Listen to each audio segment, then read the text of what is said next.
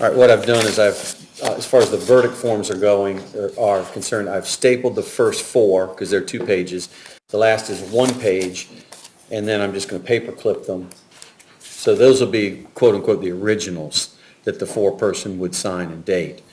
Then I have 12 copies of the instructions, 1 for each juror. I also have 12 separate verdict forms. Those are stapled together because I figured they'd just thumb through them for each individual juror. And then what I'll do is when I get to it, I'll instruct the foreperson to kind of take care of these, and those would be the ones they would sign and date. And then what I'm going to do is after I read the instructions, the original copy of the instructions themselves, I'm going to go ahead and give to the clerk. So that'll already be in the record. And then when they're finished, we'll just collect the other sets and we can be finished with those.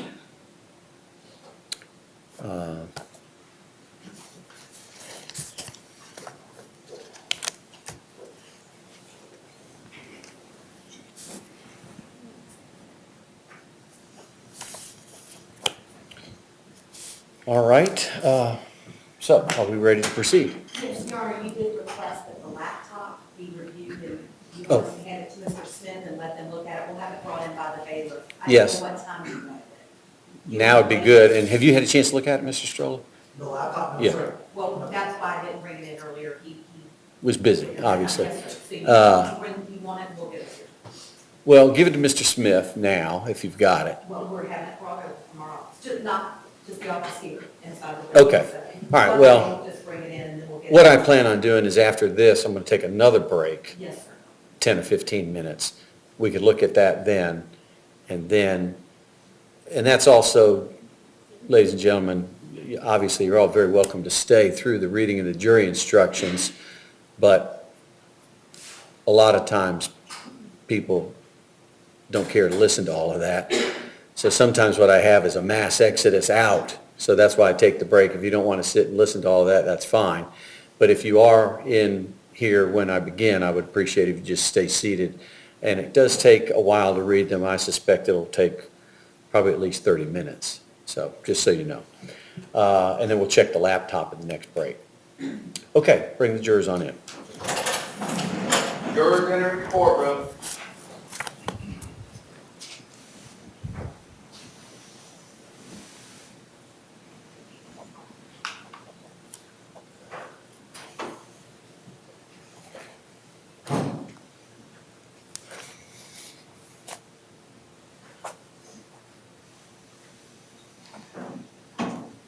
All right, thank you, ladies and gentlemen. You can have a seat. We are ready to resume, and we will hear from Mr. Guy. Thank you, Your Honor. Yes, Please sir. report. Yes. Counsel. Good afternoon. That defendant didn't shoot into a car full of kids to save his life. He shot into it to preserve his pride. Period. That's why we're here. Because of his actions, his inactions, his decisions, his choices. Jordan Davis didn't have a weapon. He had a big mouth. And that defendant wasn't going to stand for it. And it cost Jordan Davis his life. This case is not about self-defense. It's about self-denial from that defendant. Self-denial that's been refuted in every conceivable way by physical evidence, physical impossibilities, by eyewitness testimony, including his own fiancée, in every way. And when the defense attorney stood up here and told you that we have the law and he has the law, he left some people out. Jordan Davis is entitled to the law. Leland Brunson is entitled to the law. Tevin Thompson is entitled to the law. Tommy Storms is entitled to the law. And all 4 of those men are entitled to the truth. And that's what we're asking you for now. We don't want your sympathy. We don't want a lesser included offense. We're not asking for that. We're asking for the truth as you know it, now, in your heart, in your head, in your gut.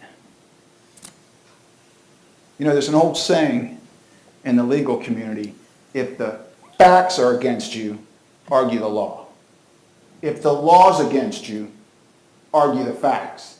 If they're both against you, put somebody else on trial. Isn't that exactly what the defense has done in this case? Remember where it started? Andrew Williams. Good for people like Andrew Williams, who have only a teenager's swimming CPR training, but who, when the gunshots rang out, turned into the parking lot, towards the gunfire, to see what he could do, to put his hands on a stranger's chest, to try to save him. Good for people like Andrew Williams. And he's going to attack the medical examiner, an expert. She doesn't know what she's talking about. That's what he just said. She doesn't know what she's talking about. How many hundreds of autopsies has she performed? And she doesn't know what she's talking about. The police officers who worked through the night, they didn't sleep through the night like the defendant did. He picked on them. He put them on trial. Detective Musser, Andrew Kipple, Officer Holmes, Officer Forster, were those incredible people? Were they? Yeah, that's the great thing about real life. Because on TV you can't see that. You can't sense that. But in a courtroom you can. Do you really think those people got it wrong? That they didn't do their job? That they didn't take their oath as law enforcement officers seriously? Do you think that after meeting them? After hearing from them? After they looked you in the eye? Do you feel that way? Do you?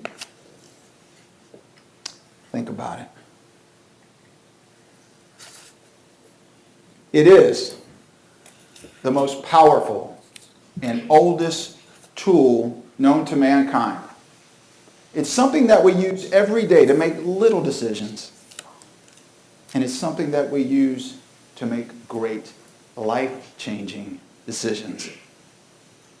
And it's the one thing that I submit to you, beyond anything else, lets you know that this defendant before you is guilty.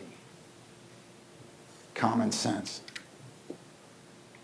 The common sense that tells you if Jordan Davis had a gun, that defendant would have never left the scene. If Jordan Davis had a gun, he would have called the police. If he was truly acting in self-defense, he wouldn't have been running from everybody. He wouldn't have lied to the police. He wouldn't have changed his story. So indulge me for just a few moments while I go through with you some common sense reasons why this defendant is guilty, as charged, not of a lesser.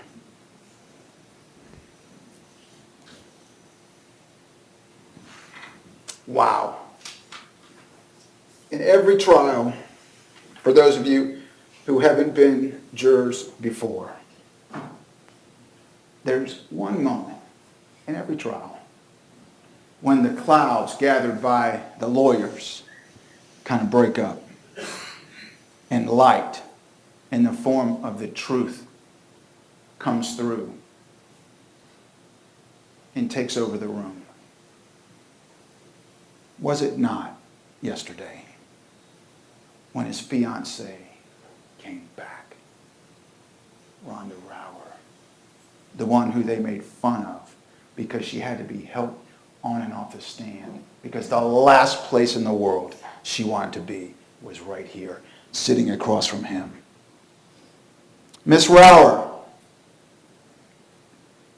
did he ever tell you about a weapon or a gun? No. No. In only a whisper, she said it over and over again. No. That fact alone, what does that fact alone tell you? The person closest to him on this earth, with him at the time he shot and killed Jordan Davis, to the hotel, at the hotel, back home, 2.5 hours. Did he ever mention a gun? Ever? No, he didn't. Did he call Ken Lescalais? No, he didn't.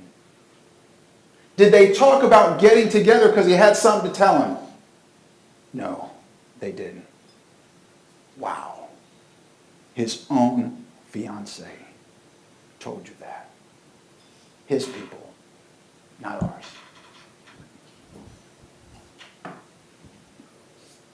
And to suggest that Jordan Davis was committing a crime or attempting to commit a crime, think about that for a minute.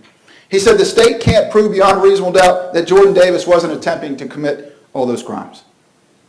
Think about it. Can you imagine if Jordan Davis was on trial for even the aggravated assault of Michael Dunn, and this was the evidence you had before you, because this is the evidence. Can you imagine that? It's inconceivable to think about. That's how strong the evidence is against this defendant. That's why it's not a self-defense case. That's why it's a murder case. He didn't have to shoot him. He decided to shoot him. He chose to shoot him. And for the worst of all reasons, 10 times, because he wanted to shoot them.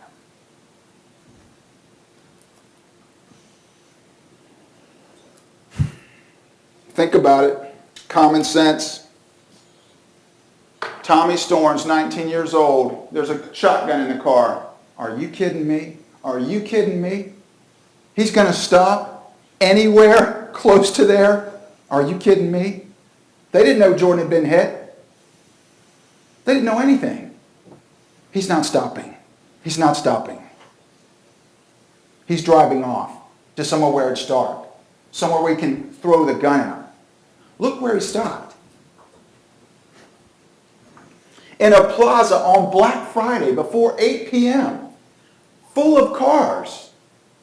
He had just been to the gas station, full of people. Seriously? Tommy Storms, the guy on felony probation, in violation of his curfew, is going to stop the car and go back?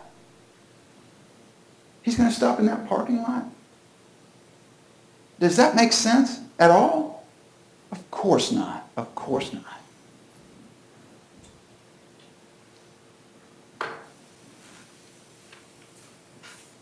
Jordan Davis is threatening to kill the defendant, has a firearm, starts to get out of the car, and then says for the first time, we learned, this shit is going down now. Think about it. All of his energy is trained on who? Michael Dunn. He's got a firearm in his hands. He's outside the car. And Michael Dunn is going to reach over, open the glove box, pull out a firearm, take it out of its holster, put a round in the chamber, and have time to shoot. Doesn't happen.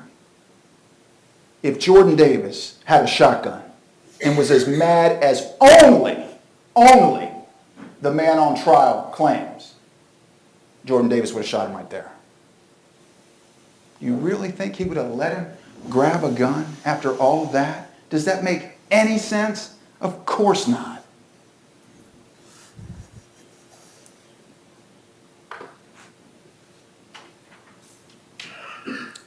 Inescapable. Absolutely inescapable. There's lights. There's people. He's in the first parking space right next to the door. And beloved Rhonda is inside the store. Why on earth, if there was a gun in the other car that had left, was gone up Southside Boulevard, why would he leave? Why would he leave? The same reason that Tommy Storms came back proves to you he shouldn't have left. That was the safe harbor with lighting and people like Andrew Williams and help. Why would he leave if there was a gun in the car and he hadn't done anything wrong?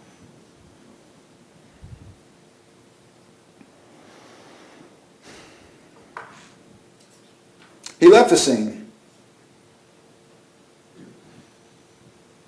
He's got cell phones. His fiancée has a cell phone. Why wouldn't he call the police? Isn't that the first thing someone would do if their life had really been threatened and they'd had to use deadly force? Shooting into a car with 4 human beings inside? Isn't that the first thing a person would do? 911 is 3 digits. That's why they make it that way. Isn't that the first thing someone would do? He never did. Ever. The defense attorney kept saying he didn't call the police until the next morning. No, he didn't call the police. The police called him at his house.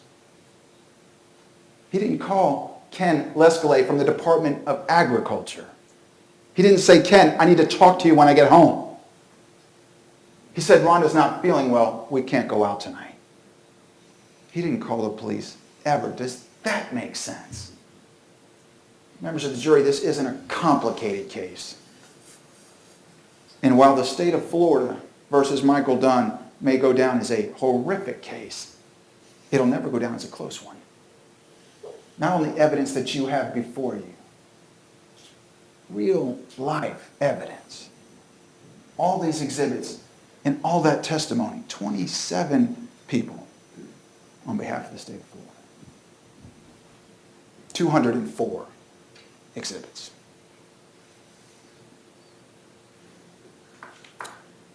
Why would his story have changed so many times? And I'm not going to go through them with you because Miss Wilson did.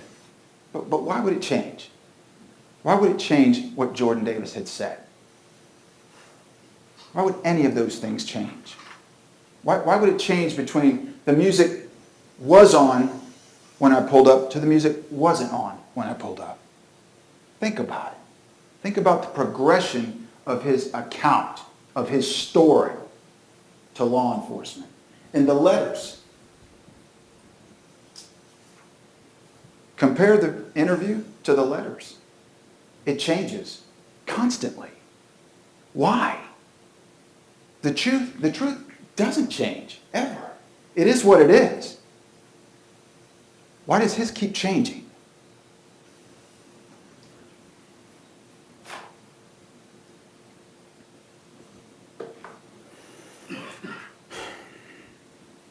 He wants to complain about the doctor who got down here and showed you, didn't tell you, she showed you how it happened.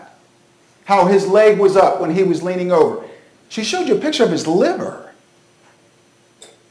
Because there was an angle through it. Like the bullet went through his chest. And the dowel rods came through the door. They didn't go through the door to the outside of the car. They went through the door to the inside of the car where Jordan Davis was.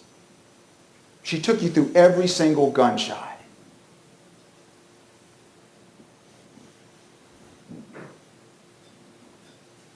She did it with herself. She did it with the mannequin. She did it with the photographs. And she is the expert.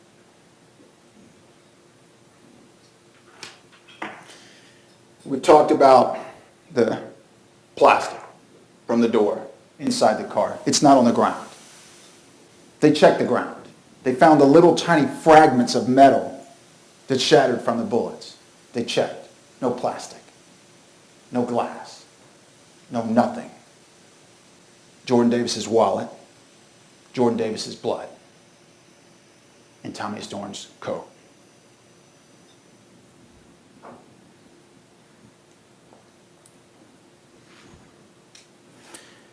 He's hysterical. He's enraged. He's getting out of the car. The cars are so close that you can't open the door. Yet there's no damage to the defendant's car. None. None. Think about that. He wouldn't have banged the door, this enraged, psychotic kid with a shotgun when he got out. If the door was open and the car was backing up, it wouldn't have made a line all the way across that door. And think about this for a second. Think about this. Jordan Davis is sitting down. If he had opened his door and the cars were so close together, like everybody said, how would he get out? Wouldn't he have to go like this through the door? Well, he wasn't shot here. He was shot here. That's how you know he wasn't outside the car ever. Just like Steve Smith said, and Leland Brunson, and Tevin Thompson, and Tommy Storms. The physical evidence is irrefutable and corroborated by the eyewitness testimony, the people who were there.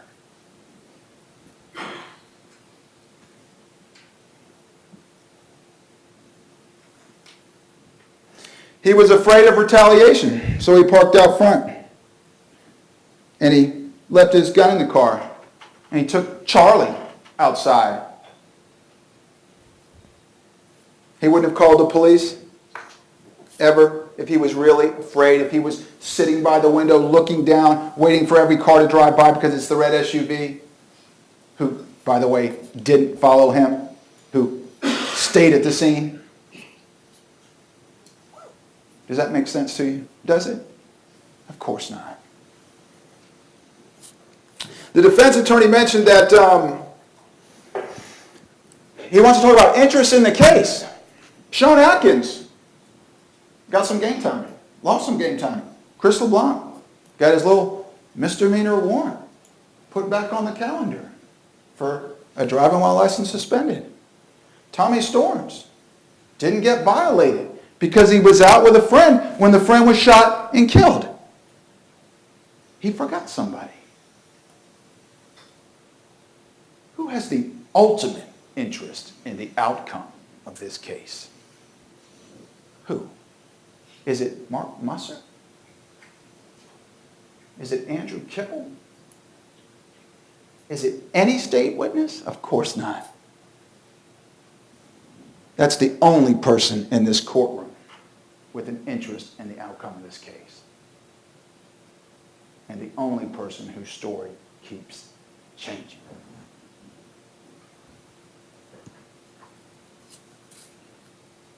They said it's about common courtesy. The defendant couldn't get a common courtesy. That was his testimony. Why did you leave? After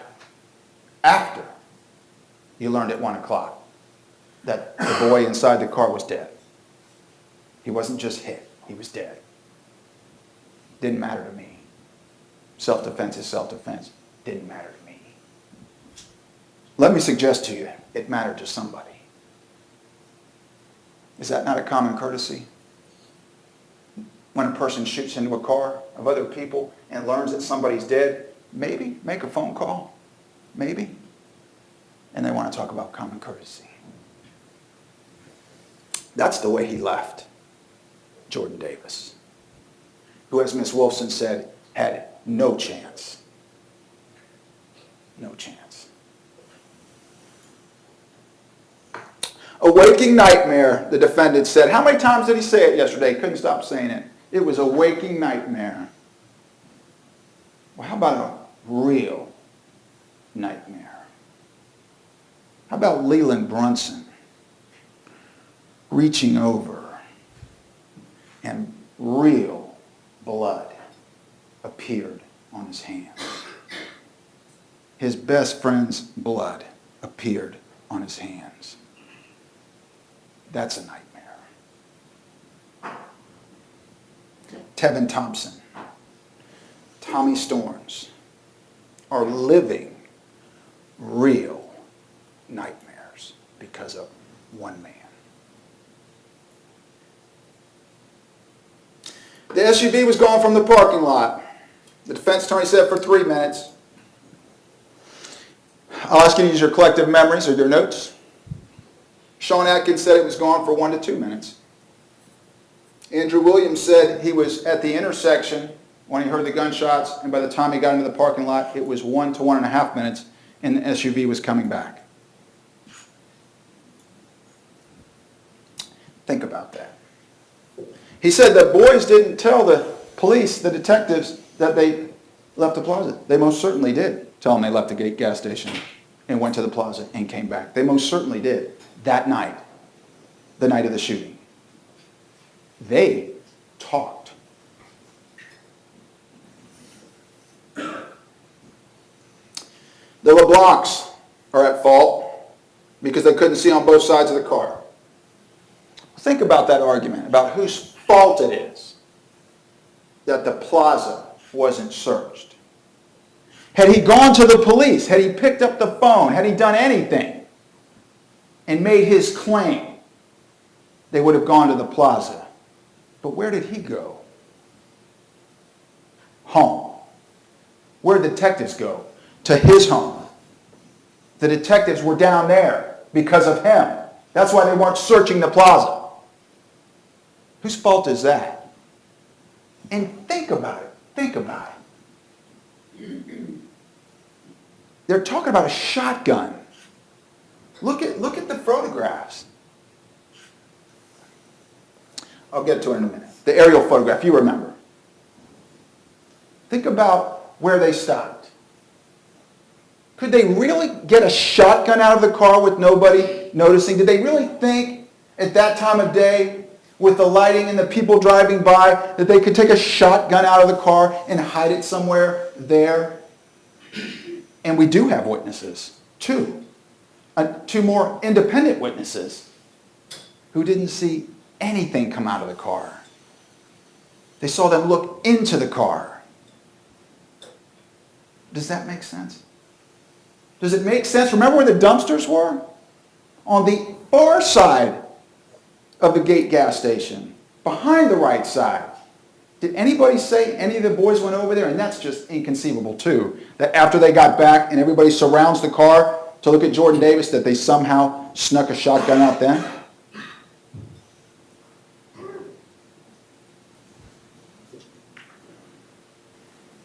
Gangsters. That's a telling word, label, that he used to describe the people, gangsters. Jordan Davis, 17-year-old Wolfson High School student,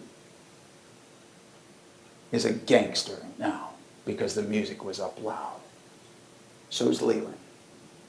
So's Tevin Thompson. So's Tommy Storms, because the music was loud. Now they're gangsters.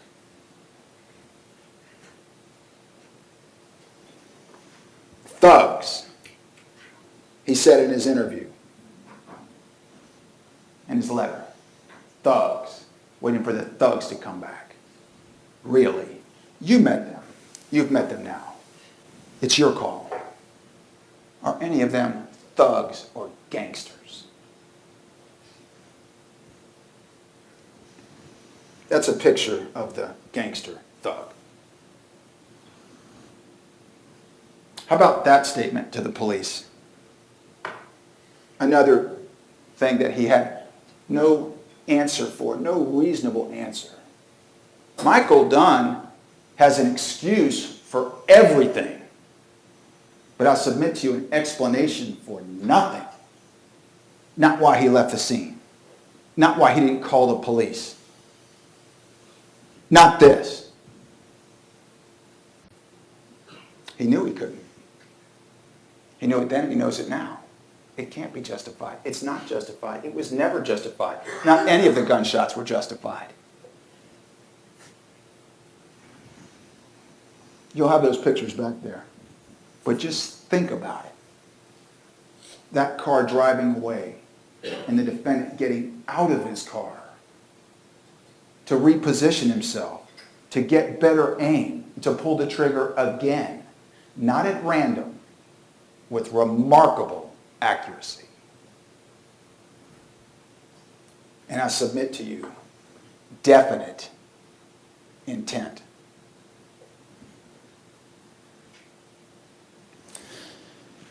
That's the photograph I was talking about. The phantom stick or the gun.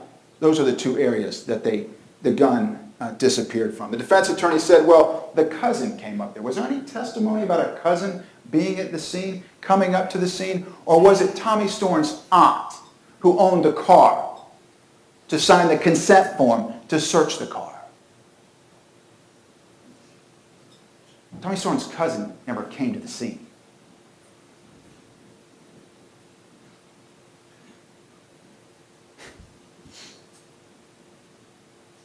Those were the words that Stephen Smith heard, and they picked on Stephen Smith, the contractor who was getting the fountain drink. That's what he heard.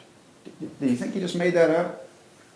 And Stephen Smith, is he in on the conspiracy too? With law enforcement, with the medical examiner's office, with Brevard County, with the LeBlancs, with Andrew Williams, with the crime scene technicians, with the perimeter officers? They're all in on it. Steve Smith's in on it. Did he just make that up? Did he? Or is that what he heard with his two ears that drew his attention to something he'll never, ever forget? Defense attorney complained about what the detectives said to the defendant. Well, let me assure you of one thing. What the detectives say about the law is not the law. The law comes from His honor, and only His honor. And you all have it. That's what you work from. Not a technique or something that they said to the defendant to get any response. Judge Healy will read to you the law in this case.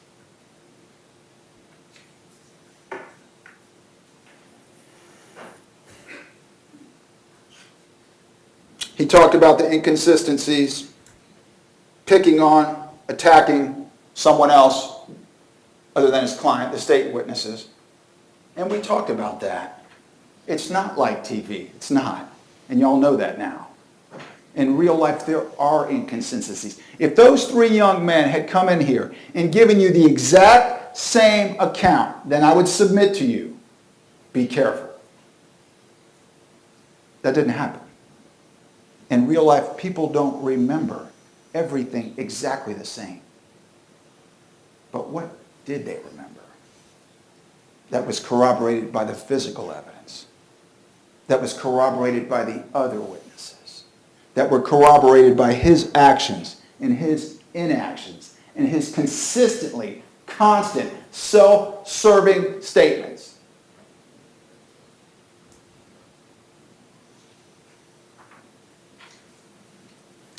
The defense attorney spoke about his witnesses, the people who thought he was peaceful. Think about them. Who were they? 3 of them were friends of his parents. One of them was his friend from years ago. They used to work together years ago in Jacksonville, the strange town. Were any of them with him that night? No. Had any of them had any extended contact with him prior to November 23rd, 2012? No. Had any of them ever been in his head when he heard that kind of music in that situation? No.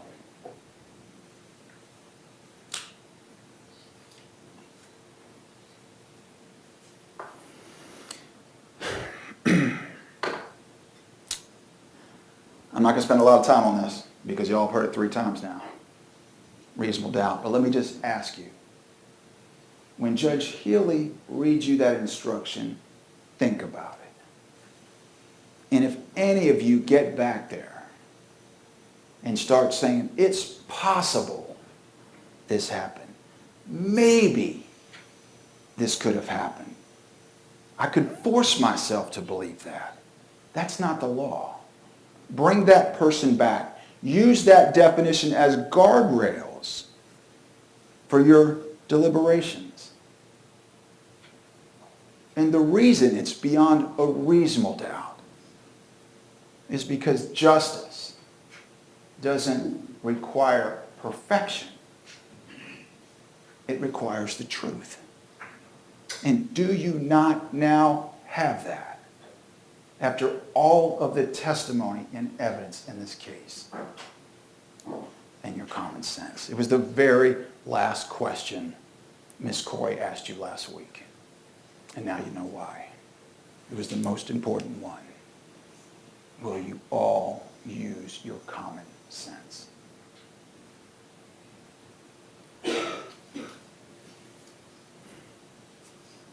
The suggestion was made that we raise our voices, that we want sympathy for Jordan Davis, for his family, for the 3 other young men who are victims. We're not asking for your sympathy. And don't misunderstand the prosecution of the case. Your verdicts in this case will not bring Jordan Davis back to life. Your verdicts won't change the past, but they will forever define it in our town. What is that? What is that? At 7:38 on a Friday night, when a group of boys are listening to music, having struck out at the mall with the girls, heading for another mall, the day after Thanksgiving, and they're listening to music loud, and somebody gets offended, and somebody challenges one of them, and they get an answer back when they do. An answer back from somebody 30 years, their junior. And they pull out a gun at point blank range, so close the doors couldn't open, and start firing. And the driver backs up, and they keep firing. And the driver pulls off, and they keep firing. What is that?